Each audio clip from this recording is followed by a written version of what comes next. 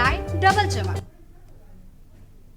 नमस्कार, स्वागत है आपका खबर उत्तर प्रदेश में और मैं हूं आपके साथ अविन्या रावत। रुक करें खबरों का, लेकिन उससे पहले एक नजर हेडलाइंस पर। महाकुंभ 2025 में बने 3 महारिकॉर्ड, Guinness book of world records में दर्ज हुआ नाम। टीम ने महाकुंभ पहुंचकर संबंधित अधिकारियों को सौंपा सर्टिफिकेट। प्रयागराज में सीएम योगी ने सफाई कर्मियों के संग खाना खाया। परिवहन विभाग के कर्मियों से किया संवाद, सभी के कार्यों को सराहा। महाकुंभ के सफल आयोजन में सीएम ने स्वास्थ्य कर्मियों का किया सम्मान। मीडिया के प्रति आभार व्यक्त करने को कहा, पत्रकार समाज के दर्पण की तरह। लखनऊ कांग्रेस ने प्रेस कॉन्फ्रेंस में सरकार को घेरा, दिव्य भव्य महाकुंभ को बताया सरकार का फैलाया भ्रम। अपराध के खिलाफ कानपुर डीएम की एक्शन जारी, नई सड़क हिंसा में हाजी वसी और उनके बेटे का शस्त्र लाइसेंस रद्द। उन्नाव नगर पंचायत अध्यक्ष का विवादित वीडियो वायरल, बालाओ संग ठुमके लगाते दिखे नगर पंचायत न्योतनी के अध्यक्ष ओम प्रकाश कनौजिया। आप देख रहे हैं के न्यूज, खबरों का सारथी। और अब बात कर रहे हैं राजधानी लखनऊ की, जहां समाजवादी पार्टी की तमिलनाडु यूनिट भंग। अखिलेश यादव के निर्देश पर यह यूनिट भंग हुई और एक बड़ी जानकारी आपको राजधानी लखनऊ से बता रहे हैं, जहां अखिलेश यादव के निर्देश पर यूनिट को भंग किया गया। प्रदेश अध्यक्ष समेत पूर्ण कार्यकारिणी को किया गया भंग। संगठन को मजबूत करने के लिए यह बड़ा फैसला लिया गया और एक बड़ी जानकारी आपको राजधानी लखनऊ से बता रहे हैं, जहां संगठन को मजबूत करने के लिए यह बड़ा फैसला लिया गया। नई कार्यकारिणी के तहत गठन की हो सकती है घोषणा। समाजवादी पार्टी में बदलाव की प्रक्रिया तेज और तमिलनाडु में नए नेतृत्व की तलाश शुरू।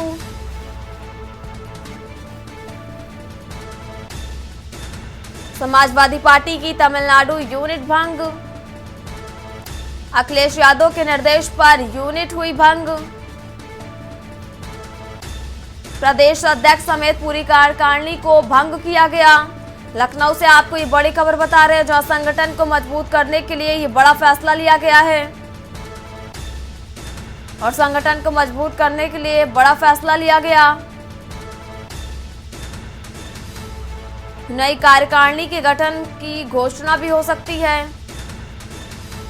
समाजवादी पार्टी में बदलाव की प्रक्रिया तेज, तमिलनाडु में नए नेतृत्व की तलाश शुरू। खबर लखनऊ से, जहां समाजवादी पार्टी की तमिलनाडु यूनिट भंग, अखिलेश यादव के निर्देश पर यूनिट हुई भंग।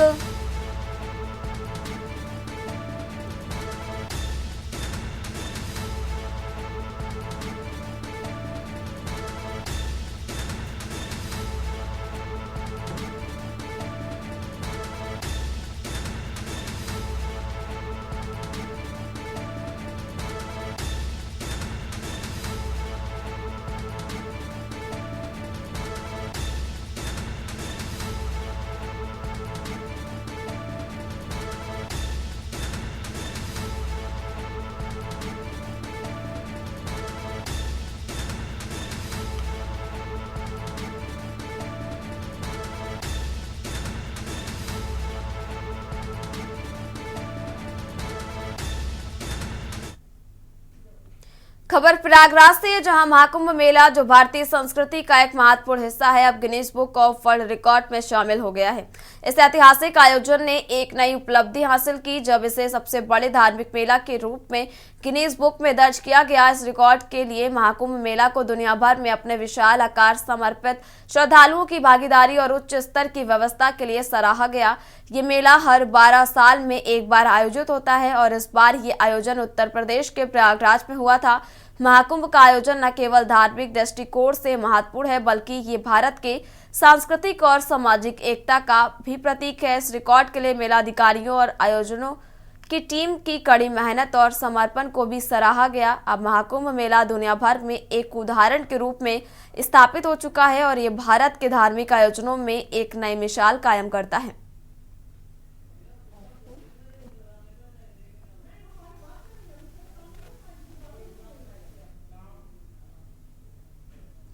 खबर प्रयागराज से, जहां महाकुंभ में यूपी के सीएम योगी आदित्यनाथ ने समापन किया और इससे पहले सीएम योगी संगम घाट पहुंचे, जहां उन्होंने घाटों की सफाई की और फिर पूजा अर्चना की। सबसे पहले सीएम योगी अरेल घाट गए और वहां एक कार्यक्रम में शामिल हुए और मुख्यमंत्री योगी के साथ दोनों डिप्टी सीएम और अन्य मंत्री भी मौजूद रहे। महाशिवरात्रि के स्नान के साथ ही 45 दिनों से चले आ रहे महाकुंभ की समाप्ति हो गई है।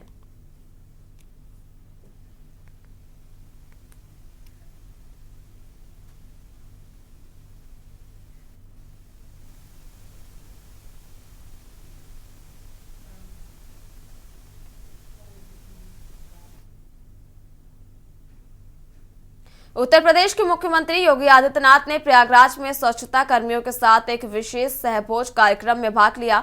ये आयोजन शहर में स्वच्छता को बढ़ावा देने और सफाई कर्मचारियों के योगदान को सम्मानित करने के उद्देश्य से आयोजित किया गया था।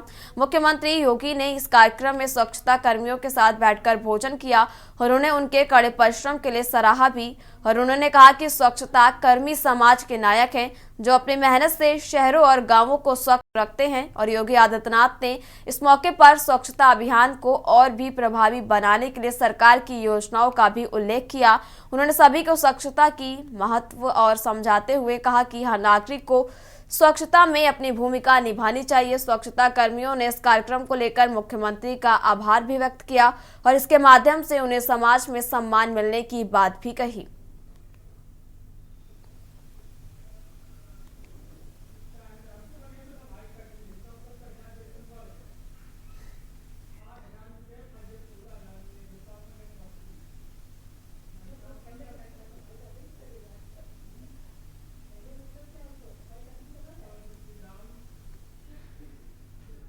उत्तर प्रदेश के मुख्यमंत्री योगी आदित्यनाथ ने प्रयागराज में स्वच्छता कर्मियों और नाविकों के साथ संवाद कार्यक्रम में हिस्सा लिया और इस अवसर पर सीएम योगी ने स्वच्छता और नदियों की सफाई के महत्व पर जोर दिया और दोनों समुदायों को योगदान की सराहना भी की। और मुख्यमंत्री ने स्वच्छता कर्मियों की मेहनत को सम्मानित करते हुए कहा कि ये कर्मी समाज के असली नायक है, जो अपनी कठिन मेहनत से हमारे शहरों को साफ सुथरा रखते हैं।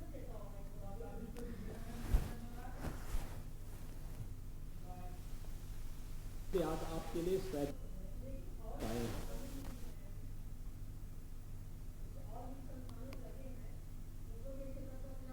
मैंने परिवहन मंत्री से कहा है कि वह परिवहन विभाग के चालक परिचालकों के साथ ही सहभोज करेंगे और आपके साथ ही वे रहेंगे, आपके साथ ही भोजन करेंगे।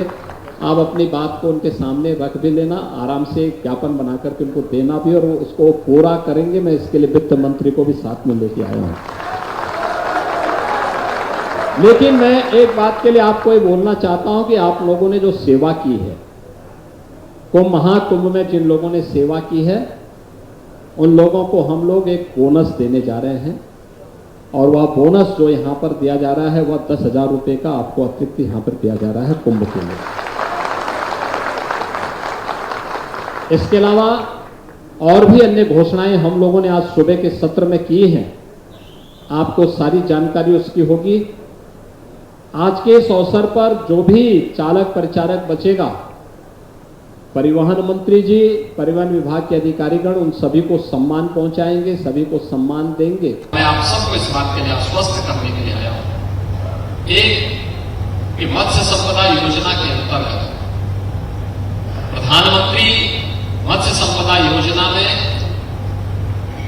मत्स्य पालन के साथ जुड़े हुए सभी निषाद और इस परंपरा से जुड़े हुए सभी नागरिकों के कल्याण के लिए ये डबल इंजन की सरकार कार्य कर रही है। और हमने उत्तर प्रदेश के अंदर एक और योजना उसके साथ जोड़ी है कि जो भी नाविक के काम से जुड़े हुए हैं, उन बंधुओं के लिए हम लोग मुख्यमंत्री कोष से एक योजना के तहत नाव खरीदने के लिए राशि उपलब्ध करना।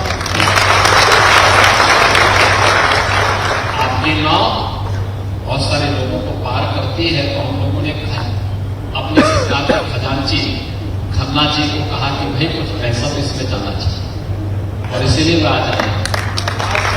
और इस बार 7,000 परिवहन निगम की बसेज, 750 शटल बसेज तीर्थ यात्रियों की सेवा के लिए कार्य कर रही थी। 3.25 करोड़ से अधिक यात्रियों को लाने ले जाने की सुविधा परिवहन निगम ने उपलब्ध करवाई। और जहां के लिए हम बोलते थे रेलवे लगा रहा, लेकिन जब लगता था कि ज्यादा लोड हो रहा है तो वहां बसेज खड़ी होती थी और बसेज से तत्काल इस कार्यक्रम को परिवहन मंत्री जी, परिवहन विभाग के अन्य अधिकारीगण, यूपीएसआरटीसी के एमडी और अन्य अधिकारी पूरी तत्परता के साथ इस आयोजन के साथ जुड़े रहे। दिन हो, रात्रि हो, सुबह हो, शाम हो, उसकी परवाह किए बगैर उन्होंने कार्य किया। प्रयागराज में महाकुंभ 2025 के सफल आयोजन को सुनिश्चित करने में पूरी प्रतिबद्धता और समर्पण के साथ जुटे स्वच्छता कर्मियों और स्वास्थ्य कर्मियों को सम्मानित किया गया। और इस अवसर पर स्वच्छ कुंभ कोष और आयुष्मान योजना का आच्छादन प्रमाण पत्र वितरण हेतु एक विशेष कार्यक्रम आयोजित किया गया। और कार्यक्रम में शामिल होते हुए मुख्यमंत्री ने कहा कि महाकुंभ ने दुनिया को एकता के माध्यम से आस्था और आर्थिकी का नया संदेश दिया है। उन्होंने आदरणीय प्रधानमंत्री श्री नरेंद्र मोदी जी की मंशा के अनुरूप महाकुंभ के आयोजनों को वैश्विक मंच पर प्रतिष्ठा प्रदान करने में सहयोग करने वाले स्वच्छता और स्वास्थ्य कर्मियों का हृदय से आभार और अभिनंदन व्यक्त किया। मुख्यमंत्री ने इस अवसर पर सभी कर्मियों के कठिन परिश्रम और योगदान की सराहना करते हुए कहा कि यह आयोजन न केवल धार्मिक दृष्टिकोण से महत्वपूर्ण है, बल्कि यह हमारी सांस्कृतिक और सामाजिक एकता का भी प्रतीक है। क्या संगम पे, क्या ऐरावत घाट पर, क्या गंगा जी के किसी भी घाट पर, क्या रेलवे स्टेशन पर, क्या बस स्टेशन पर, क्या अगल बगल के जनपदों में इतना बड़ा समागम प्रयागराज आने की में तत्पर दिखाई दे रहा था। लेकिन विरोधी और विपक्षी लगातार दुष्प्रचार कर रहे थे, बदनाम कर रहे थे, अपमानित करने की भाषा का उपयोग कर रहे थे। कोई काहिरा की घटना का दृश्य दिखा करके प्रयागराज को बदनाम करता था। प्रयागराज में मौनी अमावस्या के दिन 28 और 29 की रात्रि को दुखद घटना घटी थी। उन सभी परिवारजनों के प्रति हमारी संवेदना है, लेकिन बहनों और भाइयों, उसकी आड़ में काहिरा की घटना को, काठमांडू की घटना को, किसी अन्य जगह की घटना को प्रयागराज से जोड़ करके बदनाम करने की साजिशें हो रही थी। मुझे लगता है कि जनता जनार्दन ने एक सिरे से उन्हें खारिज करके प्रयागराज महाकुंभ में आकर के साबित किया कि नहीं, तुम्हारे दुष्प्रचार में अब नहीं आएंगे, सनातन का ध्वजा अब कभी झुकने वाली नहीं है। अर्थव्यवस्था के बारे में तो कहना ही क्या, दुनिया बहुचक है, आश्चर्यचकित है कि प्रधानमंत्री मोदी जी का मार्गदर्शन भारत को दुनिया की 5वीं बड़ी अर्थव्यवस्था बनाया है। और ये उन्हीं का मार्गदर्शन है। ये पहले भी संभावना थी,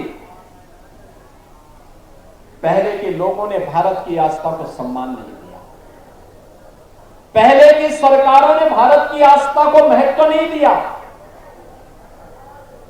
क्या प्रयागराज, क्या काशी, क्या अयोध्या, क्या मथुरा वृंदावन, क्या चित्रकूट, क्या गोरखपुर, क्या नैमिषारण्य, क्या सुखतीर्थ, क्या मां विंध्यवासिनी का धाम, हर ओर आज जो एक नई आस्था के साथ साथ अर्थव्यवस्था का आधार बना है, यह अद्भुत है। दुनिया अचंभित है, लालायित है।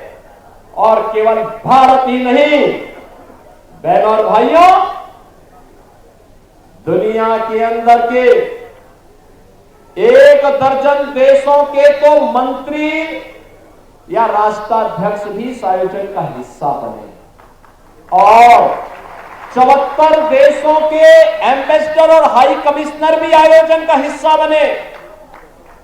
यानी पहली बार 80 से अधिक देशों के लोग इस आयोजन में भागीदार बनकर के जो आया, अभिभूत होकर के गया। भगवान वेदव्यास ने 5000 साल पहले कहा था, उन्होंने कहा था उस समय भगवान वेदव्यास 5000 साल पहले एक ऐसे महर्षि हुए थे, त्रिकालदर्शी ऋषि हुए थे, जिन्होंने भारत के वैदिक ज्ञान की परंपरा को लिपिबद्ध करके आने वाली पीढ़ी को दिया था, एक संहिताबद्ध करने का काम किया था।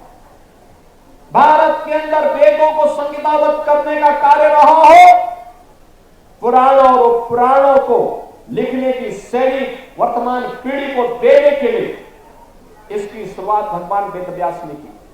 तो उन्होंने एक बात कही थी, 5000 साल पहले उन्होंने कही थी कि मैं बाहें उठा करके चिल्ला चिल्ला के कह रहा हूं कि धर्म के मार्ग पर चलो, धर्म से ही अर्थ और कामनाओं की पूर्ति हो सकती है।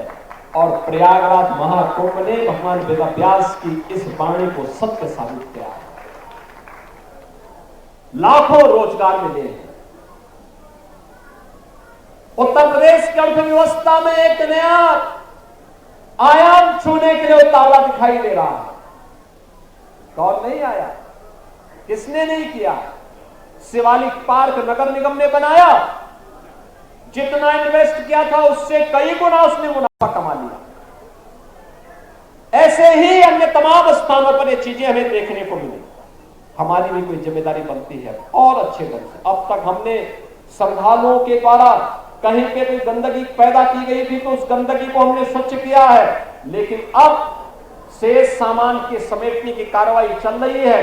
कोई कपड़ा होगा, कोई फूल होगा, कोई नारियल पड़ा होगा, कहीं पे जूते चप्पल पड़े होंगे, कहीं पे कुछ पड़ा होगा, कहीं पे कुछ अन्य घास फूस पड़ी होगी, कहीं पे तमाम अन्य मटेरियल जब पंडाल हटेंगे ये सब पड़ा होगा।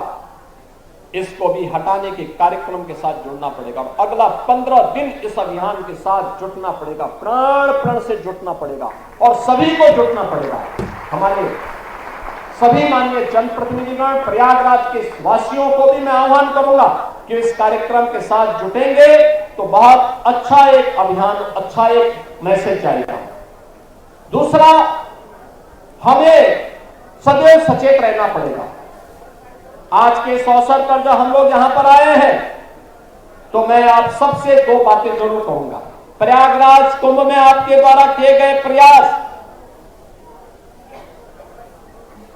इस सराहना मैं तो करूंगा ही, लेकिन साथ साथ प्रधानमंत्री जी ने भी किया है और जो भी प्रयागराज में आया सबने इसकी तारीफ की। क्या देशी क्या विदेशी, क्या उत्तर प्रदेश का वासी रहा हो, क्या प्रयागराज वासी रहा हो, हर एक ने कहा स्वच्छता थी, बहुत स्वच्छता, अच्छा था। प्रयागराज में उत्तर प्रदेश के मुख्यमंत्री योगी आदित्यनाथ ने पत्रकारों से संवाद किया और राज्य की कई अहम नीतियां, योजनाओं और आगामी कार्यक्रमों पर अपने विचार व्यक्त किए। मुख्यमंत्री ने पत्रकारों से बातचीत के दौरान राज्य सरकार की प्रमुख योजनाओं की सफलता पर चर्चा की और बताया कि कैसे राज्य सरकार ने आम लोगों तक सरकारी लाभ पहुंचाने के लिए काम किया है। उन्होंने विशेष रूप से महाकुंभ 2025 के आयोजन को लेकर तैयारियों की बात की और इसे विश्व स्तरीय आयोजन बनाने के लिए सभी विभागों की सक्रिय भागीदारी की आवश्यकता पर बल दिया है।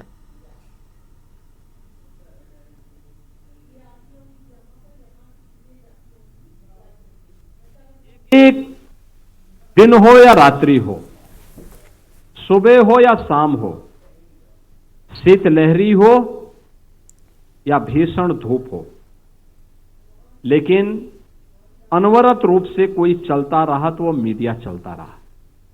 या तो मां गंगा की धारा चलती थी या मीडिया चलता था। और आपकी जो ये भूमिका थी सकारात्मक रूप से आगे बढ़ती रही और महाकुंभ प्रयागराज नए रिकॉर्ड बनाने के लिए उतावलापन दिखाते हुए 66 करोड़ 30 लाख से अधिक श्रद्धालुओं को मां गंगा, मां यमुना और मां सरस्वती की इस त्रिवेणी में आस्था की पवित्र डुबकी के साथ जोड़ते हुए आस्था और आर्थिकी के एक नए रिकॉर्ड को बनाने के लिए आगे बढ़ चुकी थी। बहनों और भाइयों, ये आस्था और आर्थिकी का जो एक नया विजन प्रधानमंत्री जी ने दिया है कि स्पिरिचुअल टूरिज्म में भी पोटेंशियल है, और उस पोटेंशियल का आधार कोई राज्य बन सकता है तो उत्तर प्रदेश बन सकता है। अभी गत वर्ष ही उत्तर प्रदेश में 2024 में 65 करोड़ श्रद्धालु और पर्यटक उत्तर प्रदेश के अंदर विभिन्न तीर्थ स्थलों में आए थे। अयोध्या धाम आए थे, काशी आए थे, मथुरा वृंदावन आए थे, प्रयागराज में आए थे, चित्रकूट में आए थे, मां विंध्यवासिनी के धाम में आए थे, गोरखपुर में आए थे, सुख तीर्थ में आए थे, नैमिषारण्य में आए थे। और अकेले प्रयागराज में 45 दिन में 66 करोड़ 30 लाख पर्यटक और श्रद्धालु आ चुके हैं। यानी नए नए रिकॉर्ड बनते हुए दिखाई दे रहे हैं। प्रयागराज महाकुंभ ने उत्तर प्रदेश के अंदर 5 स्पिरिचुअल टूरिज्म के कॉरिडोर उपलब्ध करवा दिए। प्रयागराज से मिर्जापुर और काशी का एक, प्रयागराज से अयोध्या और गोरखपुर का 2, प्रयागराज से लालापुर, राजापुर और चित्रकूट का 3, प्रयागराज से लखनऊ और नैमिषारण्य का 4 और प्रयागराज से बुंदेलखंड एक्सप्रेस होते हुए आगरा होते हुए मथुरा वृंदावन और सुख तीर्थ का 5वां।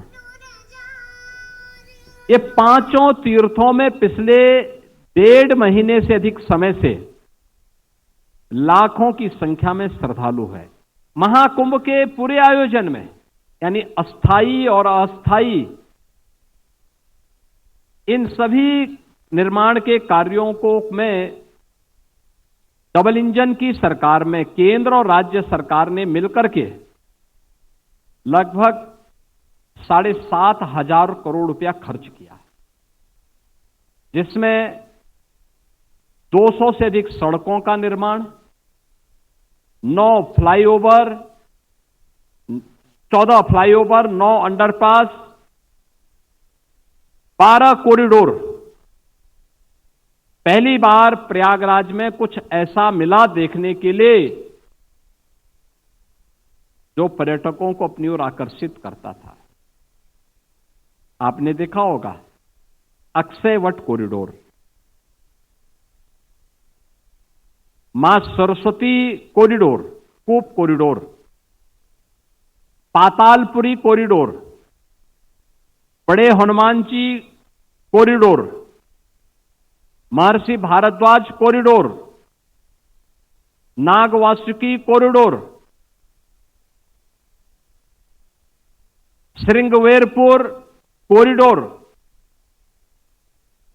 द्वादश माधव कॉरिडोर। यानी ये अलग अलग प्रकार के 12 कॉरिडोर प्रयागराज में विकसित हुए हैं, जो टूरिज्म की दृष्टि से हर एक श्रद्धालु को अपनी ओर आकर्षित किया। श्रद्धालु जनों की सुविधा के लिए प्रयागराज सिटी के अंदर हम लोगों ने उत्तर प्रदेश सरकार के